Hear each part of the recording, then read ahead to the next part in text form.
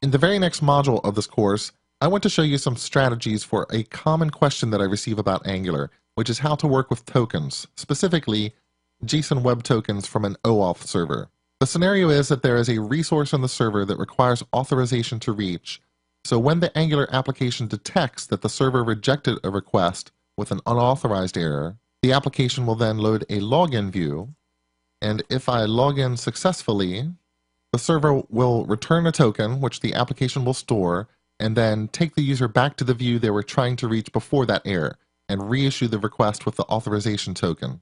All of this takes some coordination between a few different services and HTTP interceptors, and this module should give you some ideas on how to design the components and the routes needed to manage that. In the third module of this course, I want to cover some diagnostics, which includes how to handle errors and rejected promises in an application.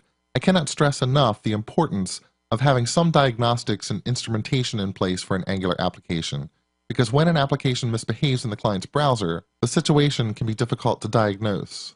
I'll show you how to write service decorators at all the right places to catch important errors, and how to write a custom directive to display these error messages or alerts so the user knows something is wrong and their work is not being saved correctly.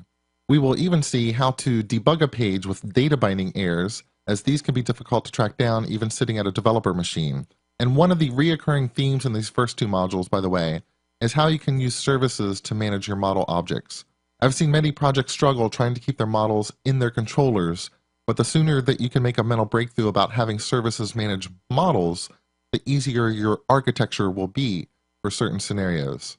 The fourth module in this course turns to UI-related topics. And one of the first topics will be how to manage a more complex UI with nested states, like this vertically tabbed UI, where the user can navigate to different views of a dashboard. We will achieve this using a component named UI Router from the Angular UI project.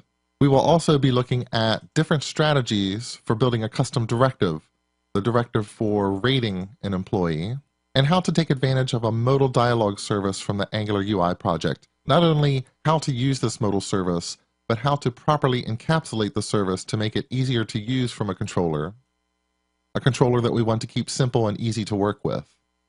The fifth module of this course looks at working with forms and performing validation. I want to show you the data structure Angular builds, the one that will help you with a form, how to perform validation, write custom validators, write asynchronous validators, and how to reduce the amount of markup that is required to build a form. We'll do this by having a custom directive that dynamically adds HTML to a view. And in order to do that, we'll need to learn how to use the $compile service in Angular and compile dynamic markup. We'll also be using the new ng messages module to add validation messages. And along the way, we'll see how to apply bootstrap classes to add some color to the form. In this case, maybe the form has too much color for your taste and it looks like traffic signals on a busy railroad, but you can adjust the styles to suit your needs. Then in the last module of this course, I want to look at some integration scenarios because quite commonly, you'll need to use other JavaScript libraries in an Angular application. So I'll give you some general strategies to use for integrating with Angular. One library we will look at is Physics.js. This is a physics simulator, and working physics into Angular will give us an opportunity to see how we can wrap a library with services and custom directives to make it appear Angular-like in nature. I'll also show you how to work with jQuery and a jQuery plugin, and how you can write a custom directive to wrap that plugin and again, make it appear natural in an Angular application. If all of this sounds good, feel free to jump into the next module. Before I leave the introduction, I do want to provide a few details about the server implementation.